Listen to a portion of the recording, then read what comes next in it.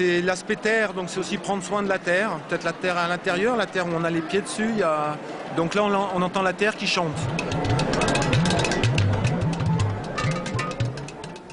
On connaissait les instruments en bois, en pot ou à base de boyaux, mais c'est désormais l'argile qui se prédestine aux sons les plus doux. L'atelier Terson, dans le Cher, c'en est fait une spécialité.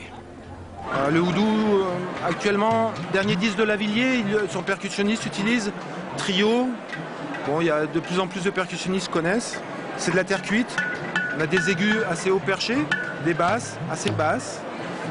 En parlant de retour à la terre, justement, voici les toilettes sèches. Des sièges en bois montés sur des fûts ou des urinoirs façon tipi sautière. On met de la paille, les urines tombent au fond et les matières sèches sont au-dessus. On met de la sciure par-dessus pour qu'il n'y ait pas d'odeur qui parte. Et en plus, ça amène du carbone qui est fertilisant, ça devient un fertilisant pour les sols. Contrairement à ce qu'on pourrait penser, la cabane au fond du jardin, on ne savait pas bien faire. Maintenant, on sait faire et il n'a vraiment pas d'odeur avec ces toilettes-là. À vérifier quand même.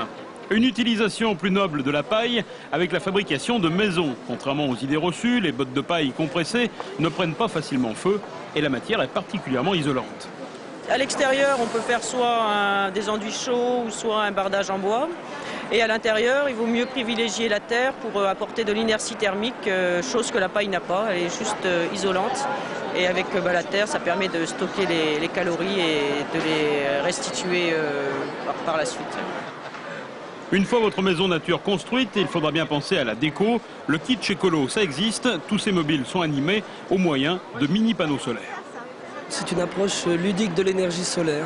Donc c'est des objets de décoration ou des kits pédagogiques à monter pour les enfants. Alors bien sûr, tous ces objets sont à placer derrière la fenêtre, car éclairer un panneau solaire avec un halogène alimenté à l'électricité nucléaire, c'est un peu marcher sur la tête.